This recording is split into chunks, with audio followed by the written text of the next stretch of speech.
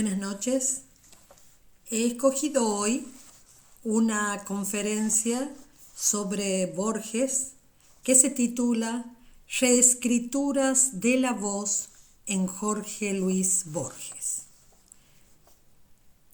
Cualesquiera fueran las modalidades narrativas de un autor, sus rupturas con la linealidad, la superposición de planos, las fugas, los escondites diseñados por las palabras, incluso si la narración rotara sobre sí misma o estableciese una multitud de puntos de vista sin centro, aunque el léxico, la sintaxis y la gramática transgredieran fronteras y márgenes y nos hicieran experimentar la trama encendida de un lenguaje en expansión, incluso así, no podríamos sino decir que las palabras acontecen en la sucesión. No es posible anular la sucesión. Eso que en la oralidad implica el constitutivo transcurrir de las voces, allí donde es imposible negar que cada sonido, en el instante mismo en que ha vibrado en las cuerdas vocales y ha reverberado en los oídos, ha caído ya en la distancia, en la ausencia o en el silencio. Se ha vuelto nada de múltiples maneras, tal vez no de todas. Este constitutivo transcurrir de las palabras se produce hasta cuando la sonoridad se transforma en grafías, o nudos en cuerdas, o alfabetos, o puntos repujados, y su ser sucesivo se torna objeto de visión o de tacto. Pues la vista descree de esta ilusión de quietud y se vuelve ella misma movimiento, ya que sólo así puede percibirlas. La mirada es entonces quien recorre las palabras quietas. Los dedos palpan los declives y relieves, ascienden y descienden, hacen pasar los nudos por las falanges, acciones sucesivas de la visión y del tacto. Ahora bien, la sucesión propia del habla es una operación compleja. Implica un conjunto de posibilidades diversas.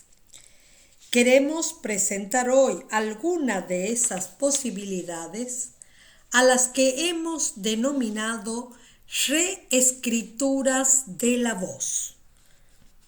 En uno de los cuentos de Borges, 991 AD. En su ritmo, en su textura, en sus silencios. A partir de este análisis, esbozaré algunas breves conclusiones sobre su sentido.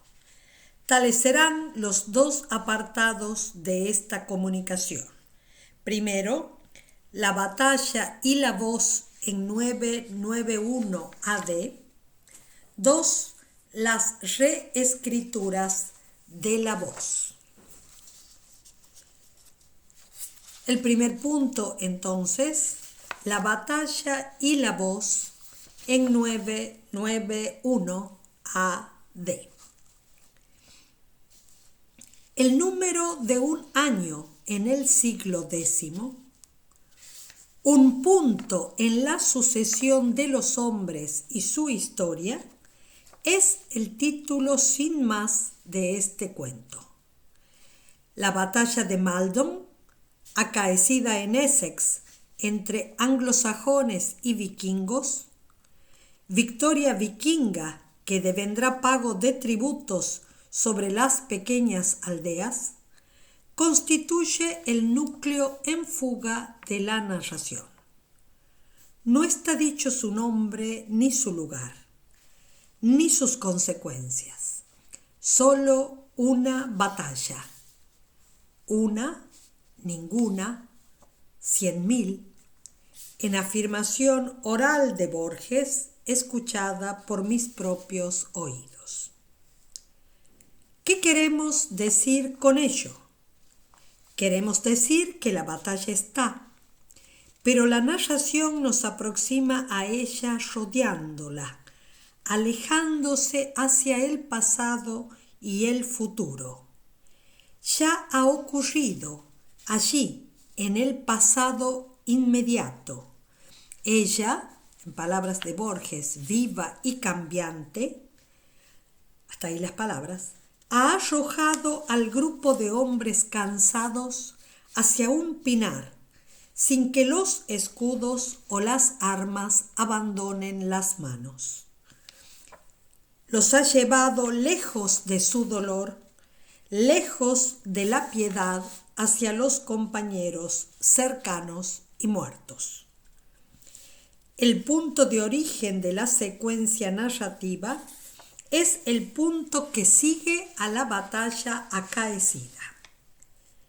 Pero ese punto efectúa una sustitución. Los ruidos, los gritos y la sangre no están. Está el rumor de los pinos y el verde oscuro de su sombra. Porque en realidad entramos a la batalla, nosotros, lectores, bajo la sombra del pinar, la primera y magnífica hechura del lenguaje de Borges. Algo semejante ocurrirá al final. Se alejarán los hombres, a sabiendas de la muerte, a ese último momento de la batalla que nosotros, lectores, tampoco veremos. ¿Qué veremos? ¿Qué escucharemos? Un pequeño grupo de hombres en la penumbra y el trasluz de ese momento del día en el que la tarde se hace noche, cuyos pasos y espadas se internan en el bosque. La batalla es un punto en fuga. Ha ocurrido ya, al comienzo del cuento, ocurrirá al final del cuento. Está en los cuerpos caídos, en las manos ceñidas aún a las armas, o al final en las espaldas de los hombres y la mirada de aquel que sabe que ya no los verá. Está y no está. Tal como Borges acostumbra hacer, tal como se procedía también en las estrategias narrativas de la antigüedad, las narraciones narran narraciones. Así como los sueños sueñan sueños en las ruinas circulares. Los hombres fatigados reciben de Aidan, quien ahora los manda, luego de la muerte de su jefe, la narración de lo que ha ocurrido. La narración, ese despliegue también en fuga de breves sonidos, instituye al que habla. Es él quien dice que Birnoth, quien era el jefe, ha muerto. Es él quien se dice a sí mismo como el más viejo y quizás el más fuerte.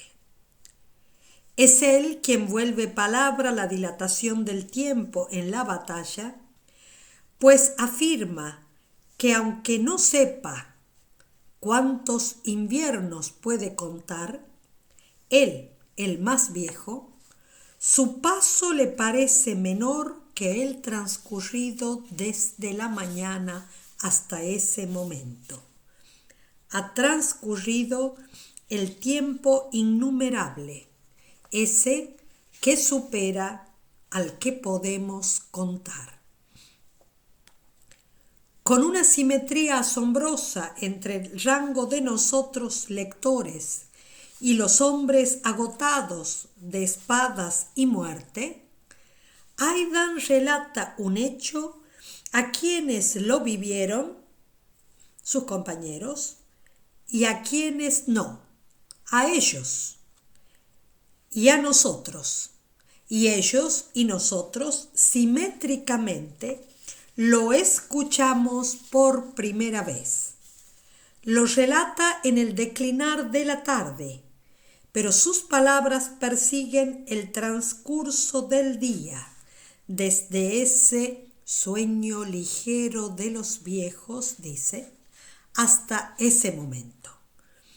La linealidad del relato no está hecha solo de acontecimientos, es el día que emerge de la noche y vuelve a ella. La sucesión de la noche y del día, quizás una de las experiencias más elementales de la sucesión, se despliega en el relato. Pero son las palabras las que nos permiten transitar por ellas y experimentar el transcurrir. Son ellas quienes pueden hacer que volvamos a caminar el día y a la vez escribir el pasado sobre los hechos ya acaecidos, como después escribirán el futuro antes de que sea, para que sea.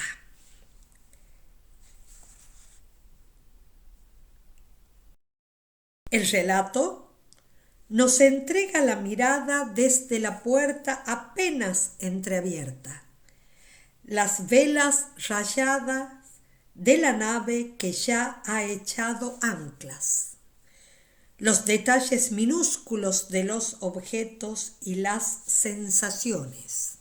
Vemos las manos de arados y remos, escuchen la descripción, tornarse manos de hierros y escudos.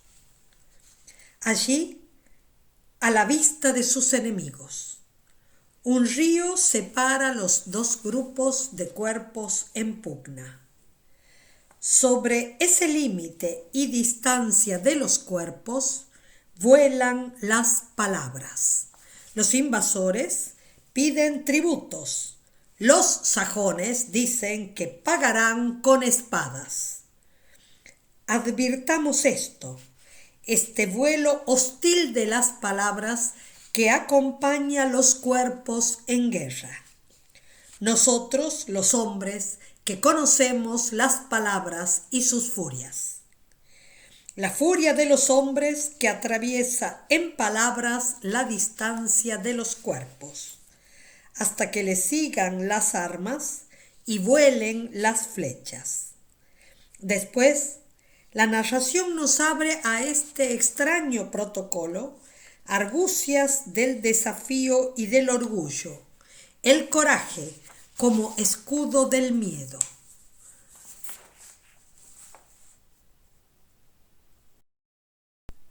Observen bien, el coraje como escudo del miedo, duelo antes del duelo, allí donde a veces todo ya se consuma como esa otra narración de Borges, Guayaquil. El enemigo pide permiso para vadear el río. El jefe lo concede. No cruzarán el puente donde están los hombres apostados, no muchos tampoco. Entrarán a la tierra, pisarán su suelo. No caben dilaciones ni vaguedades. El temblor de la batalla inevitable dice que ya no puede esperar. Tal vez sería mejor decir que en ese duelo verbal el resultado de la batalla ya se ha decidido. Dice Borges, después vino el encuentro de hombres. La secuencia lineal, pródiga en detalles, roza en el adverbio de tiempo el momento de la batalla, como si se tratara de un instante. Observemos la polaridad entre la dilatación del tiempo a la que el narrador ha recurrido antes y esta concentración de ahora. Pero nada cuenta, nada describe.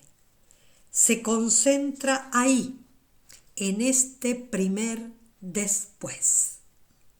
La narración se estrecha, sin detalles, y es quizás precisamente esa misma ausencia de rostros, de espadas, de gritos, la que hace que en nosotros asomen todas las batallas. Encuentro de hombres, ha dicho, ya sin la distancia punzante de las flechas, con la contundencia física de los cuerpos que se chocan, o a los que imaginamos abrirse por la espada como una cópula sangrienta y cruel.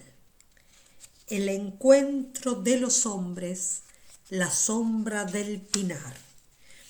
Y las inflexiones de dilatación y concentración del tiempo como semántica poderosa de la batalla.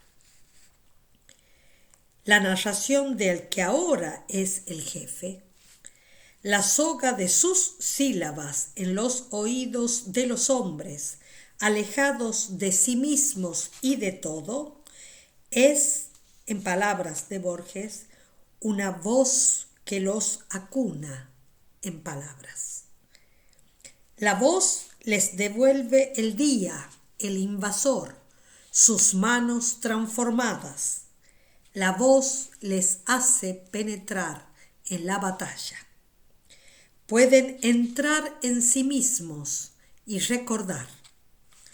Las palabras se tornan una cuerda hacia el interior de su memoria, como si construyeran escalones a su paso. Observemos también esta secuencia de espacios cóncavos, de abrigo, que se van instalando el uno dentro del otro.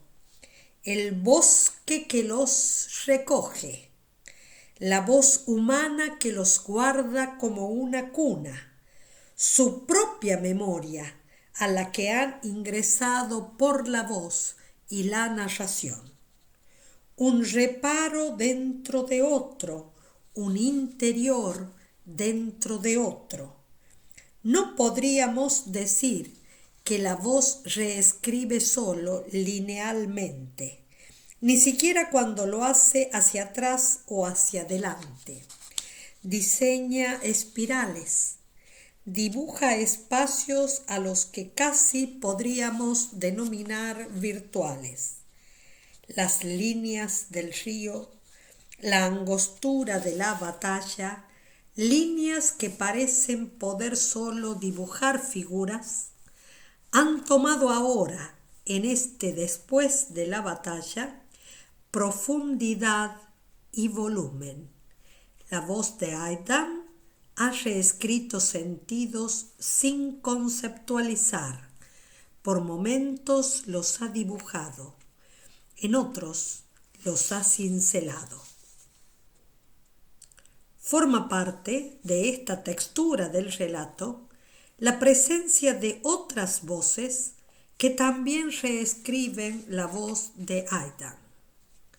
No son escuchadas por los hombres agotados de guerra. Recordamos allí que nosotros, lectores, no somos ellos porque el tiempo ha transcurrido. La voz de Borges narrador escribe sobre el relato lo que ninguno de los personajes sabe. El poder imperial futuro de Inglaterra al que estas palabras están construyendo sin saberlo. En una frase, La sucesión de la historia corre vertiginosa y lineal frente a nosotros. Pero hay también otro espacio, otra profundidad de la voz que sólo es captada por los ojos y los oídos de quien no se ha dejado llevar por el hechizo de las palabras. Son los ojos de Berferth, el hijo de Aidan, que atisba también en claroscuro, en la penumbra de las hojas, dice Borges. La intención de las palabras, esa dirección performativa que el conocimiento del Hijo supone en el Padre. Estas dos tomas de distancia, si podemos decirlo así, han sido lineales. ¿Hacia dónde van las palabras? En cierta manera, este espacio cóncavo parece asemejarse al espacio dibujado por el arco, cuando las manos tensan la cuerda y la separan de la madera. El espacio da cabida, se ensancha, pero la anchura guarda el vacío que albergará el cuerpo y la dirección de una flecha, su trayectoria, la dirección hacia el blanco, su término. La voz de Borges narrador, la mirada de Berferth avisoran la flecha. La narración de Aidan va a ingresar ahora al centro más hondo de sus palabras. Pero antes, como un pastor cuidadoso, rodea a todos, los junta, los distingue, los modela. Los que no están, los que escaparon, los otros, solo recibirán la burla. Ellos, los que están, los que quedan, todos con la muerte de un noruego en las manos. Y la identidad radical, la muerte de Birnoth, el jefe en la batalla. Allá, lejos, en la vida, los que huyeron de la muerte. Aquí, ellos, unidos por la muerte, precedidos por la muerte de su jefe. Palpamos ahora la dirección de las palabras, su transformación en flecha que los busca para conducirlos a la muerte. Las palabras han abierto los cuerpos, han producido la memoria y ahora buscan su centro. Una muerte que ya ha sido modelada por su jefe, por la que no se pide perdón porque se une a todos los pecadores, por la que se agradece porque la vida ha sido venturosa y la muerte ha ocurrido en la batalla. La muerte tiene su ejemplar y su valor. Los que se han alejado hacia la vida son los cobardes. Ahora deben merecer lo ya vivido. Los ojos, testigos de la muerte, en palabras de Borges. Los ojos, testigos de la batalla, también en sus palabras. Las palabras, ahora sí, narran y ordenan el así será de la batalla. Llegarán a la aldea por el atajo antes que sus enemigos. Los emboscarán desde los dos lados. El relato acaba. El cuerpo del narrador se yergue. Podríamos indagar, podríamos también ver esta especie de coreografía del movimiento de los cuerpos en el relato. allí donde irrumpe su presencia, allí donde su ingreso es tan contundente, tan fuerte, que se disipan las palabras. Borges nos enfrenta ahora al segundo después de esta narración en su formulación interrogativa. Pregunta el más joven, el que posee mucha vida aún. ¿Y después? Después no habrá nada. Nada será contenido del después. No sobrevivirán a su jefe. No aceptará un cobarde, dice. Y sus palabras dicen que ya ha hablado. Observemos esa clausura en palabras, esa espada que corta toda retirada. Antes, sobre los cuerpos cansados, la narración ha escrito el día. Minuciosamente, puesto que era el último día. Ahora lo sabemos. La voz ha escrito sobre lo escrito, ha vuelto a itinerar detalle por detalle, no porque no hayan ocurrido, sino no porque no hayan ocurrido, sino para escribir sobre ellos. Así como un dibujante experto delinea con trazos firmes los perímetros de superficies borrosas.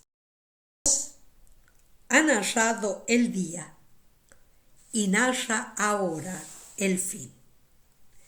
El fin de las palabras es ya el fin preanunciado de sus vidas. Son 10. La voz que narra dice que van a ser 9. Ya no con todos, ya solo con uno, su hijo, le dice que quedará. Aunque éste reclame su muerte y su valor, aunque reproche y reniegue la cobardía que caerá sobre sí, las palabras de su padre lo invisten de soledad y abandono. No acompañará a los suyos en ese éxtasis de la muerte, uno junto al otro, acompañada cada muerte por la muerte del otro. Debe renunciar a la batalla y a la muerte, para que ambos perduren, para escribirlas en la memoria de todos. ¿Por qué?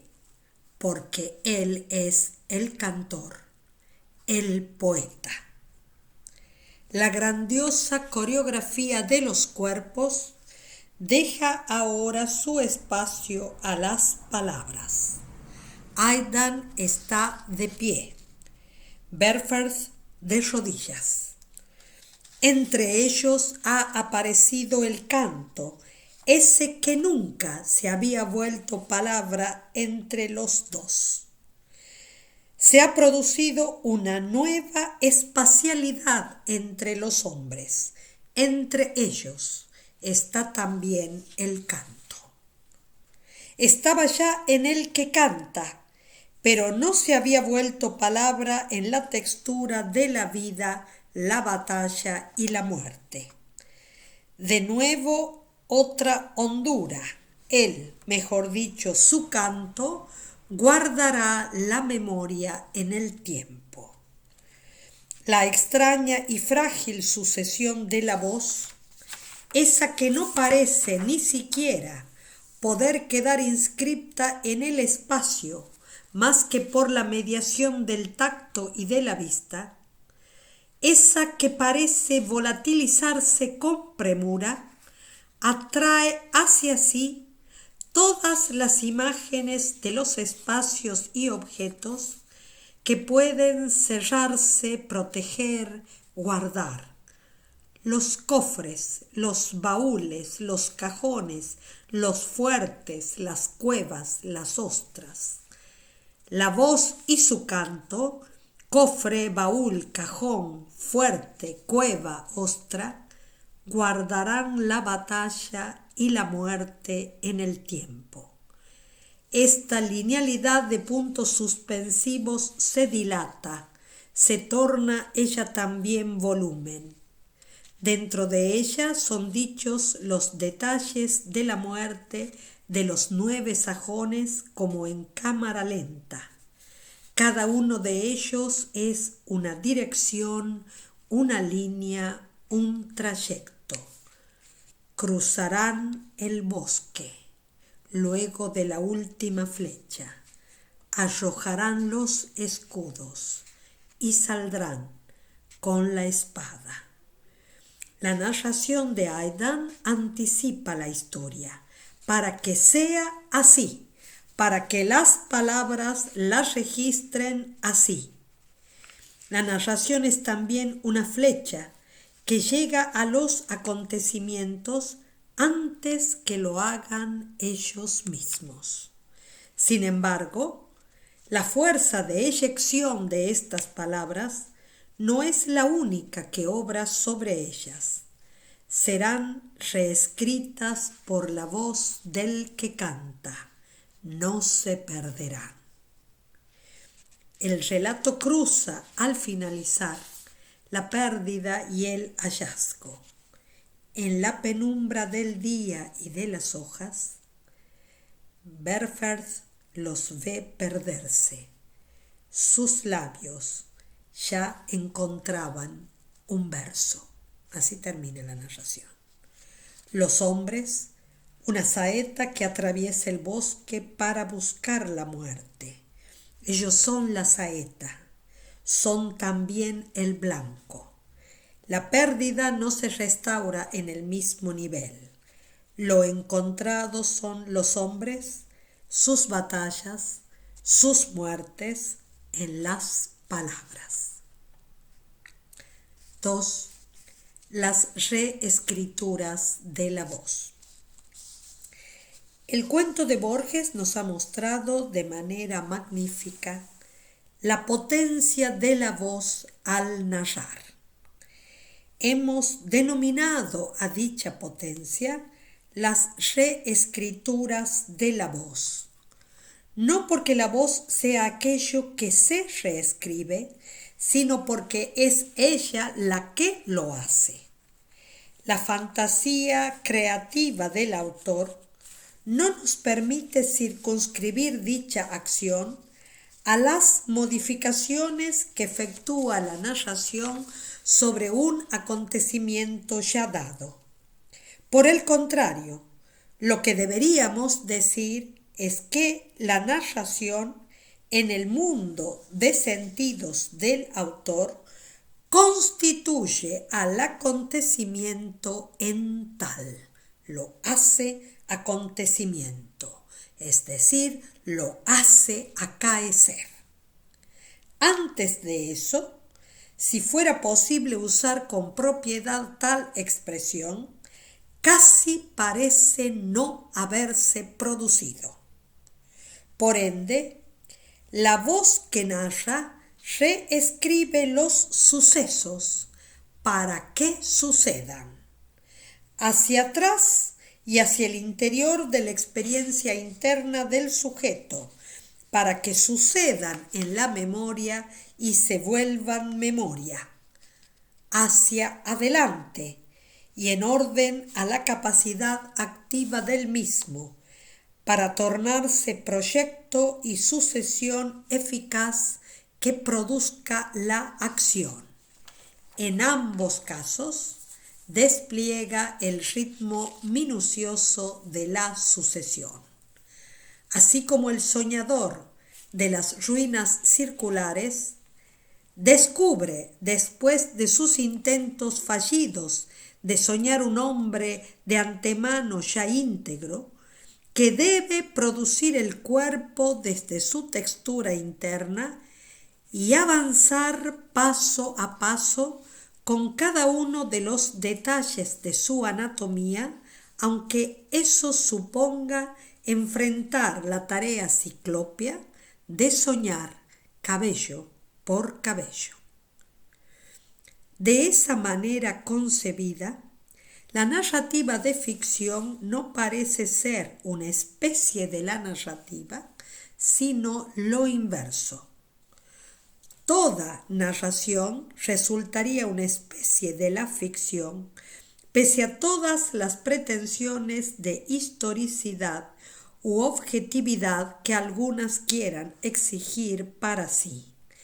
Toda narración participará necesariamente de la ficción, es decir, producirá una nueva sucesión que no podrá sino reescribir los hechos, la vida, los hombres, el mundo. Ficciones. En algunos momentos, hasta nos es posible asistir a la inversión de los esquemas habituales entre las palabras y las cosas. No son ya las palabras las que relatan las cosas, sino a la inversa. Las cosas, los seres, los hombres, se transforman en indicios y palabras. Como Albert, en la narración El jardín de senderos que se bifurcan, cuya muerte se realiza para que su nombre se inscriba en otro texto o se vuelva el mismo solo mensaje y texto, sin que importe el encuentro insospechado de la amistad, ni su vida, ni su muerte. La palabra requerida produce el asesinato y la muerte.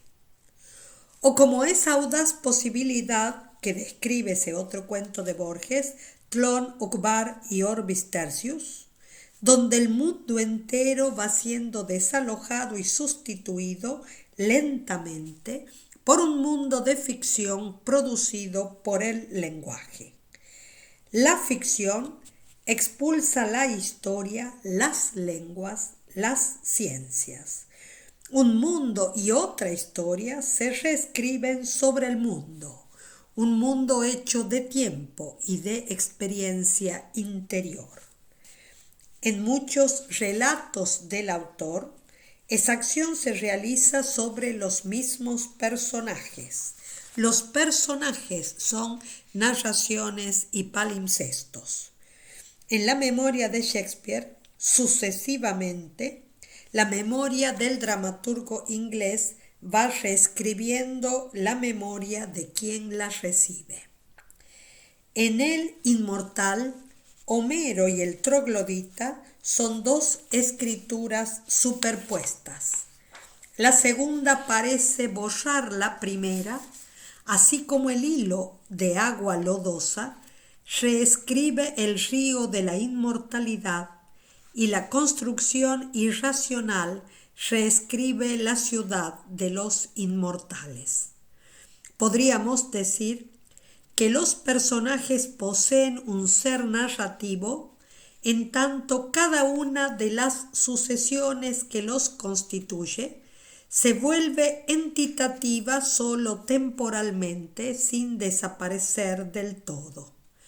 Cada una permanece luego de ser borrada y sus apariciones son palabras. En la diversidad de voces que se cruzan, son los mismos personajes quienes lo hacen.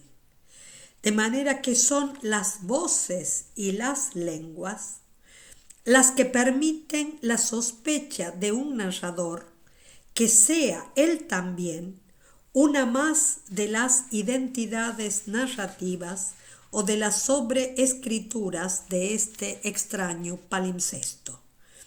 Las locuciones del lenguaje, los vocablos pertenecientes a distintas lenguas, parecen rasgos que no han podido borrarse y asoman como capas ocultas. En el espesor delgado de la escritura, una sobre otra, una expulsando a la otra sin dejar de guardarla, todas las lenguas se cruzan. Es por ello que en realidad es el lenguaje quien construye las identidades y el que asoma sobreviviendo al olvido, hasta el punto en el que podríamos preguntarnos si no será acaso el lenguaje en su movilidad, en sus múltiples flexiones, en la trama de las posibilidades innumerables que toda narración puede crear, en su fuerza creadora que le hace estar en contacto con la nihilidad de las cosas y los hombres, quien constituye el modelo de toda realidad para el autor, para Borges. Esa realidad constituida por figuras en trasluz, sueños, imágenes, sueños de sueños, como si en realidad esa acción de escrituras sucesivas de Pierre Menard, autor del Quijote, hasta llegar a algún fragmento idéntico al del Quijote, acción cuyas sucesivas etapas no vemos y en las cuales se guarda su genio, como si esa acción fuera la consistencia de lo real. Entidades que parecen estables, pero cuya estabilidad fuera solo un conjunto de trazos que ha atravesado incontables escrituras superpuestas. Idénticos y diversos a la vez, el Quijote de Cervantes y el de Menard albergan la posibilidad de nuestras diversidades singulares. Lo curioso es que el genio de Borges haya anclado en las imágenes de la sucesión numérica aquella zona de nuestro conocimiento que parece presentar uno de los mayores logros de nuestra racionalidad. Es curioso que justo en esa zona haya anclado la potencia de ruptura de la misma racionalidad.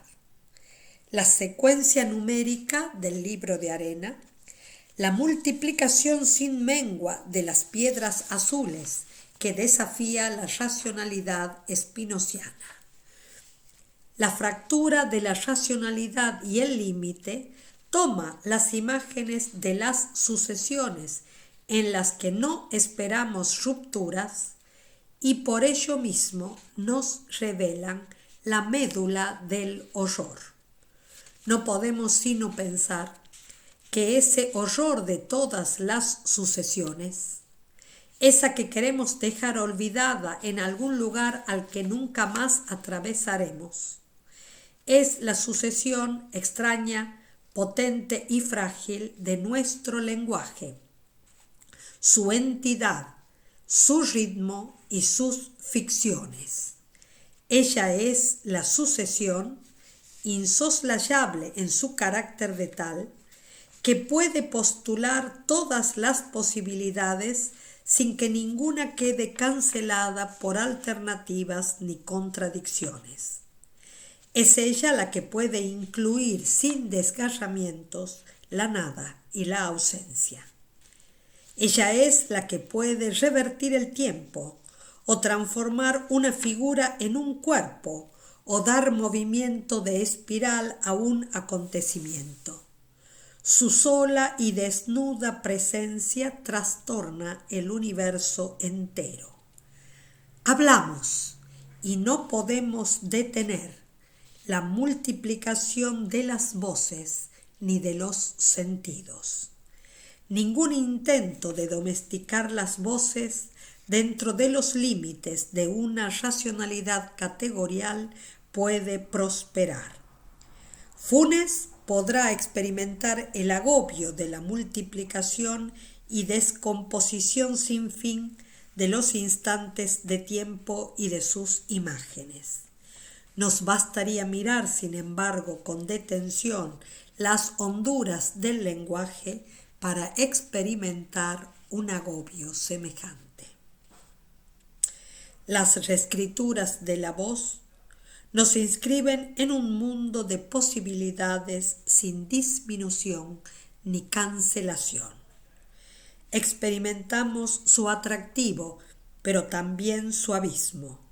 Atractivo y abismo que convergen sin cesar en la obra de Jorge Luis Borges.